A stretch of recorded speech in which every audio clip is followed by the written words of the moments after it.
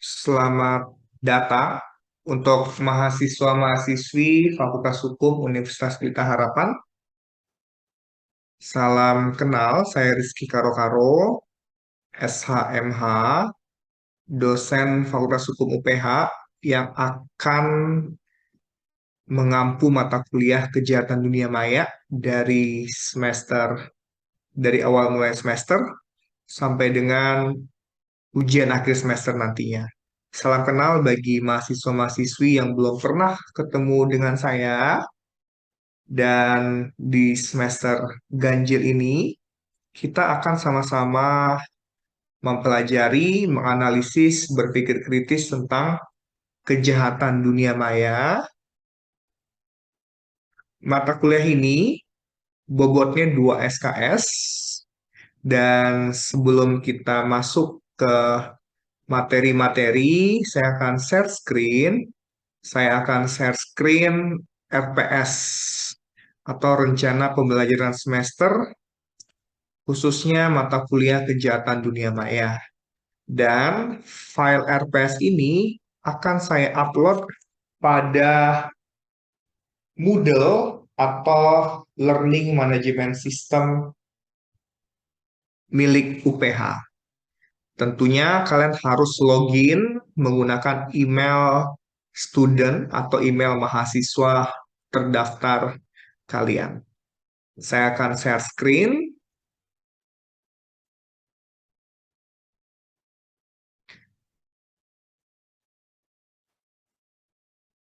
Ini adalah RPS, rencana pembelajaran semester. Ini kode mata kuliah kita, LO 123 KDMC 2831.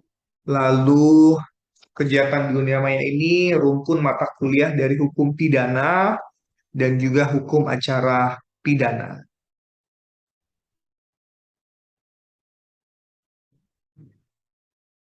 Bagaimana capaian pembelajaran? Ada 4 hal. Yang pertama, saya berharap dari mata kuliah kejahatan dunia maya ini, mahasiswa-mahasiswi dapat berkontribusi dalam meningkatkan mutu kehidupan bermasyarakat, berbangsa, bernegara, dan kemajuan peradaban berdasarkan Pancasila. Yang kedua, mampu melakukan proses evaluasi diri terhadap kelompok kerja yang berada di bawah tanggung jawabnya dan mampu mengelola pembelajaran secara mandiri.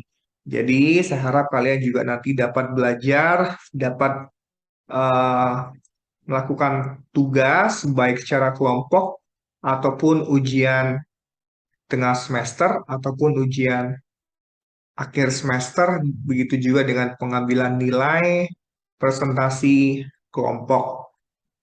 CPL ketiga atau capaian pembelajaran ketiga, saya harap adik-adik mahasiswa-mahasiswi mampu mencerna masalah hukum, merumuskan ide solusi hukum yang tepat berupa perancangan hukum, pendapat hukum tentang persoalan persoalan hukum dalam masyarakat berdasarkan semangat melayani sesama demi ketertiban yang berkeadilan.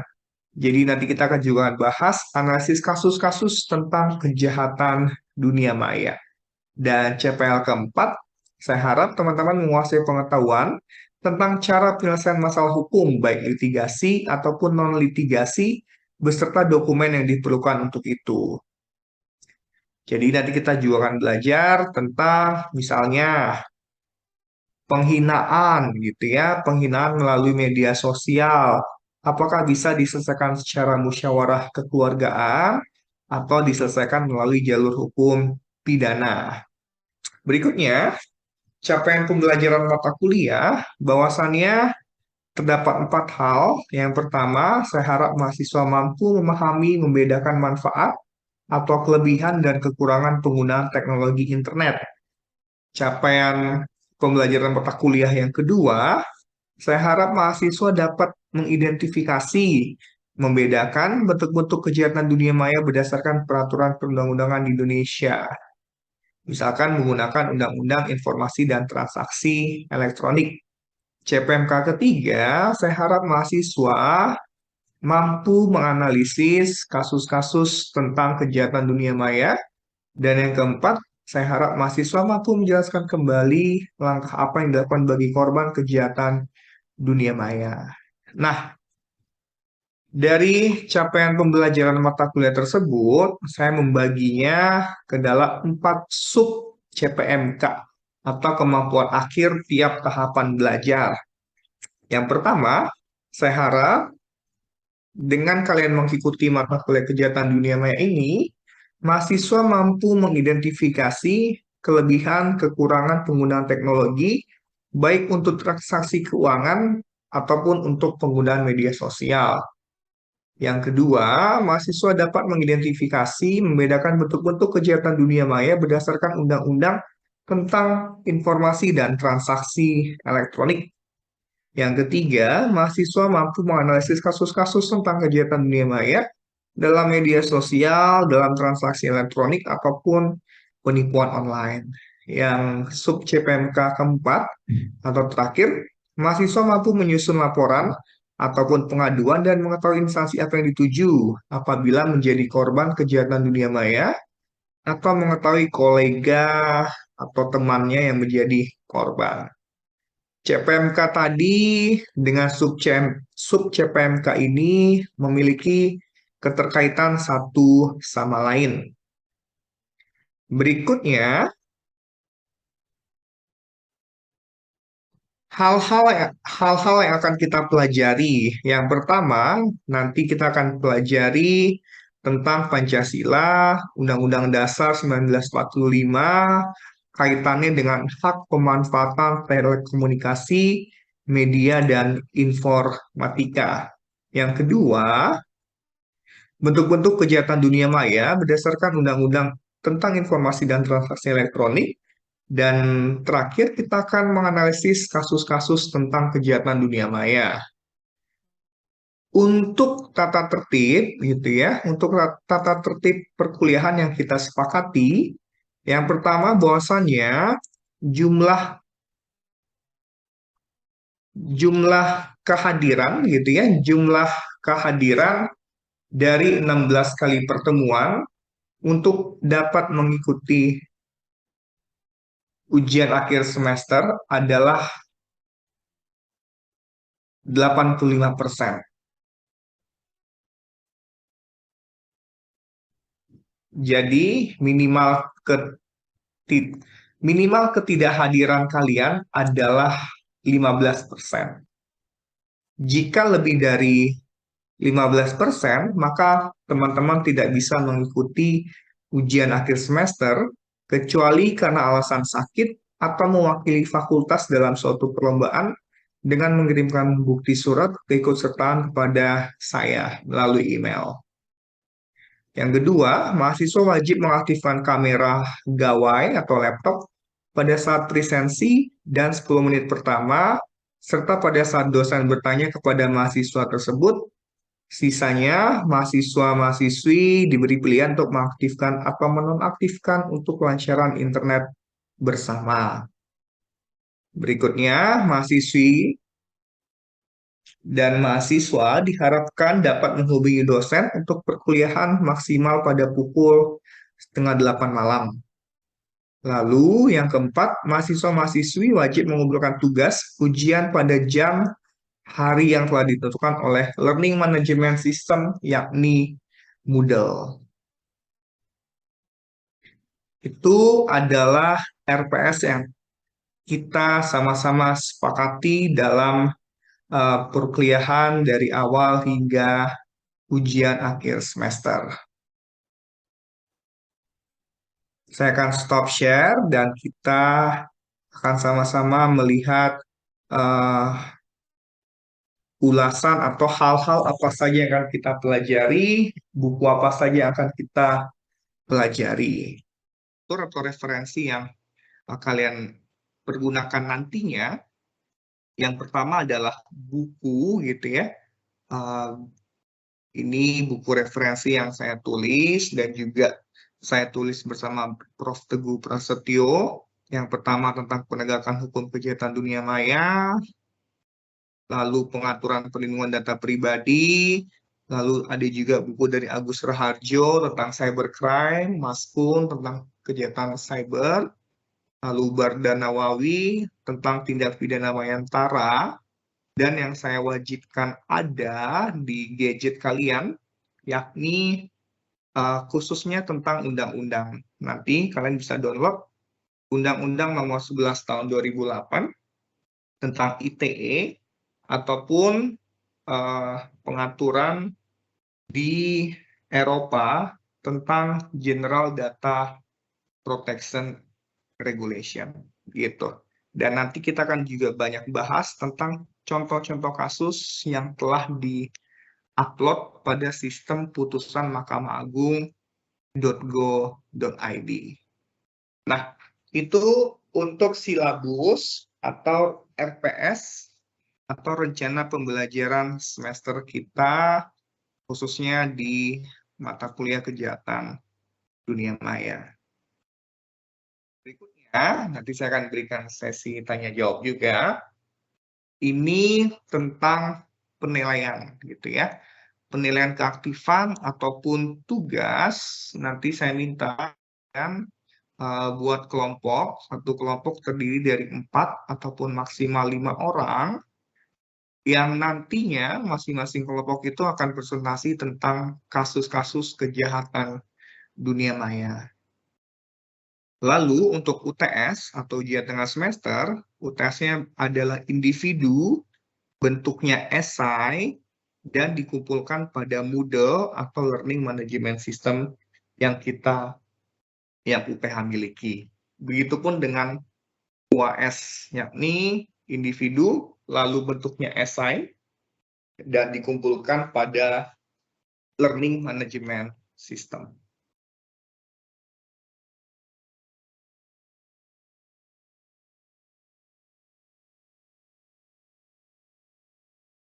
Nah, apakah ada yang mau ditanyakan dulu untuk RPS atau silabus mata kuliah kejahatan dunia maya?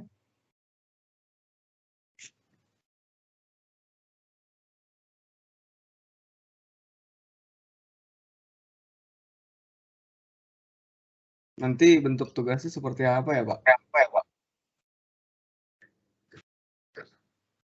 Oke, bentuk tugas yang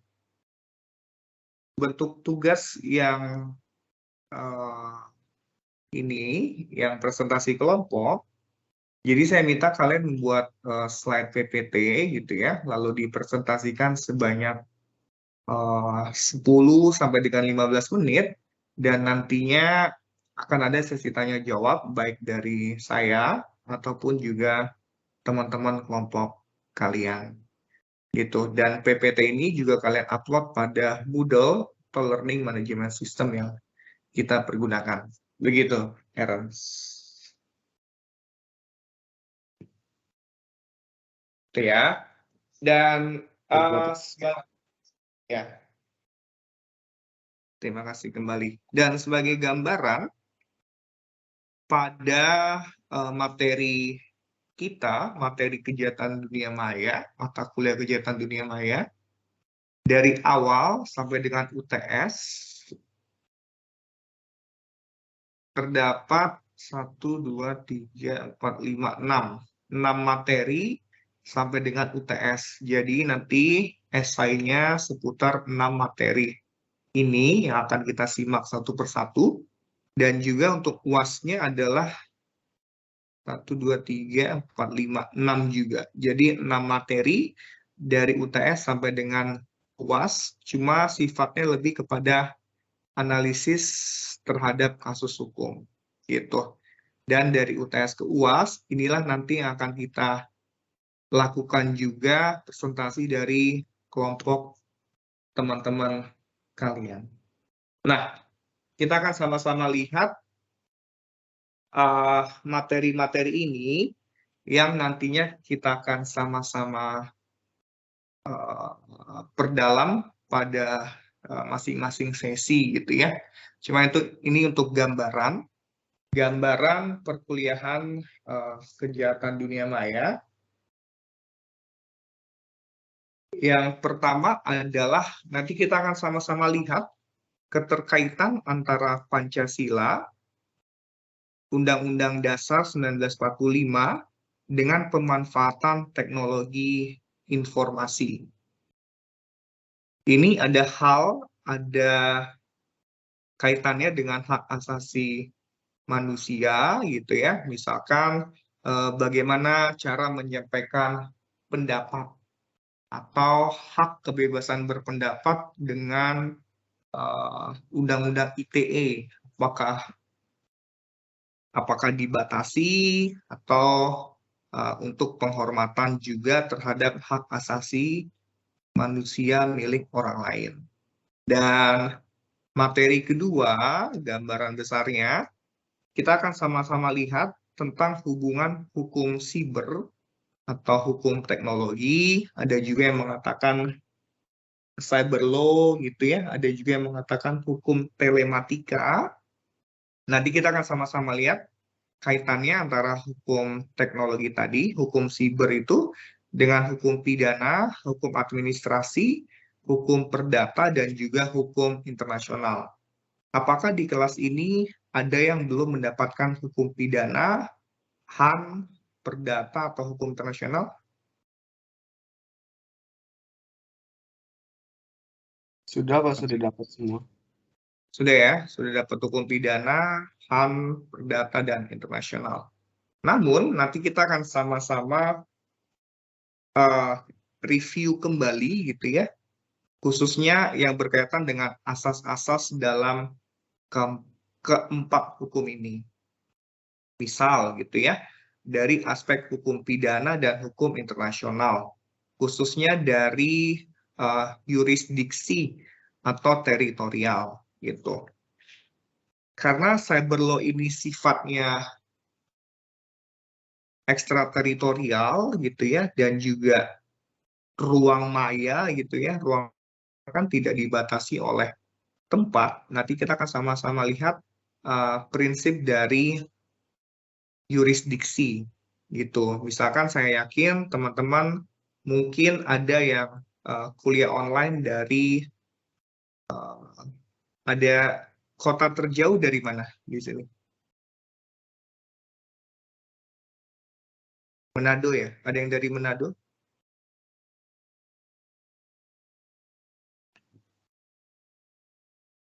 Tidak ada ya. Yang paling jauh online-nya siapa di sini? Saya, Pak, dari Manado. Dari mana? Siapa? Ini namamu nggak muncul. Rode ya? Iya, Oh, Rode dari Manado. Manado. Oke. Nah, ya, itu salah satu manfaat dari TI ya. Jadi bisa online dari manapun. Dan ini ada kaitannya dengan hukum internasional dan juga hukum pidana. Misalkan gitu ya, ada black hacker gitu ya, dia meretas suatu bank di Indonesia, tapi dia berada di Singapura. Nah, hukum negara mana yang berhak mengadili dia? Itu nanti akan kita sama-sama kritisi. Lalu misalnya kaitan antara HAM, hukum administrasi negara, dengan hukum perdata gitu. Di sini gitu ya, siapa yang punya online shop, yang punya aplikasi online shop lebih dari satu? Saya, Pak. Oke, oke. Ini tadi karena namanya nggak muncul. Siapa ya? Tadi yang bilang saya itu siapa ya? Ratu Mas, Pak. Oke, coba Cherry dulu ya. Ya, yang raise hand Cherry. Oke, Cherry punya online shop, aplikasi online shop lebih dari satu. Iya, Pak. Oke, apa? Warna apa?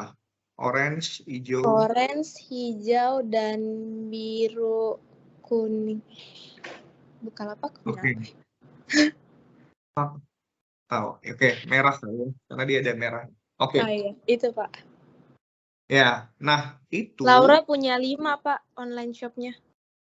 punya 5 aplikasi ya. Yang sering Iya, yang sering dia ngasih sering diskon. belanja, Pak. Weh, mantap. Yang sering ngasih diskon banyak yang warna apa? Orange, Pak. Tergantung orange ya. Oke. Nah, oke, thank you. Nah, itu nanti kita akan sama-sama lihat dan kritisi tentang kaitannya HAN gitu ya, hukum administrasi negara dan hukum perdata yang khususnya adalah kontrak elektronik gitu. Nah,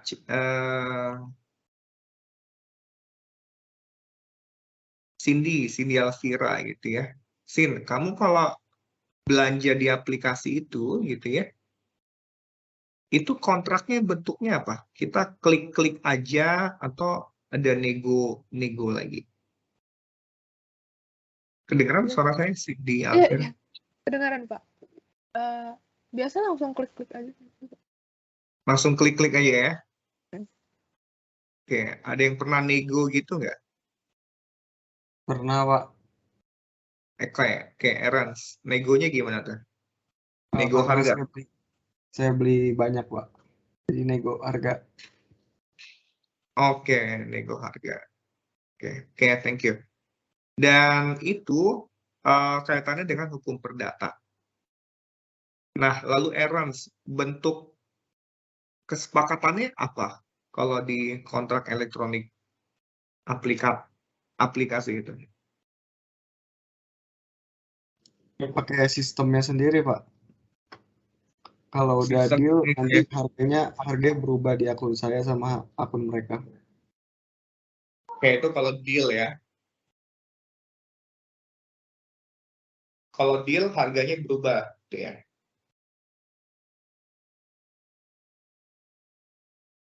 Halo, Erans, suaramu tidak Iya, Pak. kedengaran. Oke. Kalau deal harganya berubah sendiri, Pak. Oke, thank you. Nah, itu aspek hukum dari hukum siber dengan perdata gitu. Dan juga kaitannya dengan HAN gitu ya, karena setiap aplikasi itu harus punya izin baik dari Kementerian Perdagangan karena dia sifatnya e-commerce ataupun dari Kominfo dari sistem layanan transaksi elektroniknya.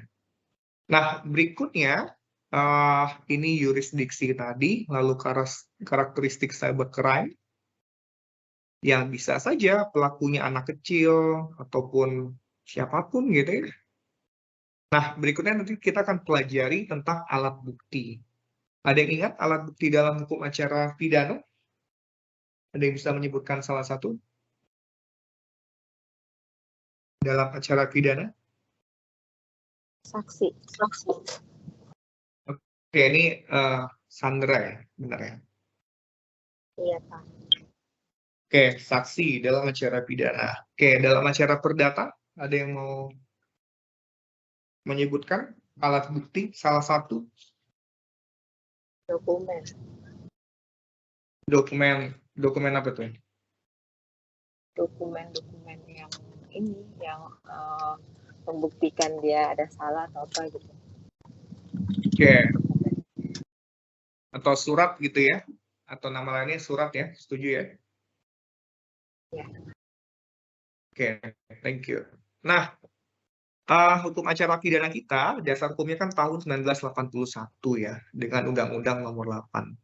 Lalu kalau hukum acara perdata kita lebih tua lagi, karena dia masih bentuknya KUH Perdata ataupun HIR. HIR itu adalah Reglamen Indonesia yang diperbarui, itu lebih tua lagi. Dan itu belum mengenal CCTV gitu ya. Nah, CCTV masuk alat bukti elektronik? Ada yang mau berpendapat?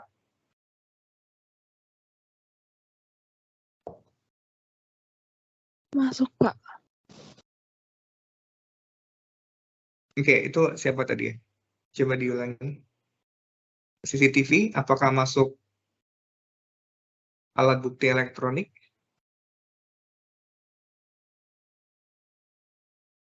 Kok hilang suaranya tadi? Masuk, Pak. Maaf. Masuk ya? Ini siapa tadi ya? Ini Sharon, Pak. Sharon, oke. Iya. Sorry, soalnya kalau Teams itu dia tidak kelihatan gitu. Oke, Sharon. Masuk ya, CCTV masuk alat bukti elektronik ya. Iya, Pak. Oke, kalau tilang elektronik itu gimana? Itu pakai CCTV nggak? Iya, pakai CCTV sekaligus kamera ya, Pak. Oke, lalu nanti tilangnya dikirim ke rumah ya. Ada yang pernah ditilang elektronik nggak di sini? Ada yang mau sharing? Saya sendiri, Pak. Oh, Sharon. Oke, gimana tuh Sharon? Mau sharing nggak? Boleh, Pak. Jadi Oke. kayak waktu itu saya habis vaksin dan kebetulan saya pakai seatbelt tapi saya turunin di tangan, Pak. Jadi kayak saya pakai tapi saya ketekin gitu. Jadi terfoto tapi kelihatannya kayak nggak pakai gitu, Pak. Dan habis itu fotonya dikirim ke Mhm. rumah, berikut bukti suratnya juga dan kayak prosedur harus bayar kemana dan berikut juga sanksi-sanksinya, Pak. Oke, dan telah kamu bayar. Justru telat, Pak. Dan sekarang jadi ribet gitu karena mau jual mobil. Oke, ya sudah. Oke, segera dilunasi ya. Nah, itu penggunaan TI dan juga hukum gitu ya. Dan kita akan sama-sama lihat nanti perbuatan-perbuatan yang dilarang dalam Undang-Undang ITE. Thank you Sharon untuk sharingnya ya. Dan semoga yang lain tidak ada yang kena ya. Gitu. Nah, apalagi kan di jalan tol itu sudah ada maksimal speed ya. Nah, itu harus kalian perhatikan. Nah, ini materi kita dari UTS sampai dengan UAS. Kita akan lebih fokus pada analisis kasus hukum. Yang pertama, kita akan lihat dan kritisi tentang konten yang ada konten yang melanggar norma kesusilaan atau bermuatan pornografi. Nanti kita akan kritisi misalkan foto gitu ya, foto, seni dan juga konten yang bermuatan pornografi berikut dengan contoh kasusnya gitu. Misalkan yang kayak kemarin yang sedang heboh bungkus plastik gitu ya. Nah, berikutnya kita akan sama-sama kritisi tentang konten yang bermuatan perjudian online. Ini nanti kita akan sama-sama lihat antara perjudian online dengan investasi bodong dan juga yang kaitannya dengan pengancaman, lalu kaitannya dengan hoax, berita bohong, dan kaitannya dengan pelindungan data pribadi. Gitu. Ada yang mau tanyakan untuk materi UTS sampai dengan UAS?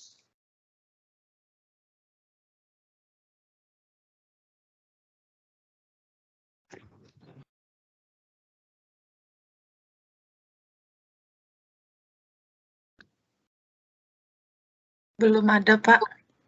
Belum ada ya? Oke.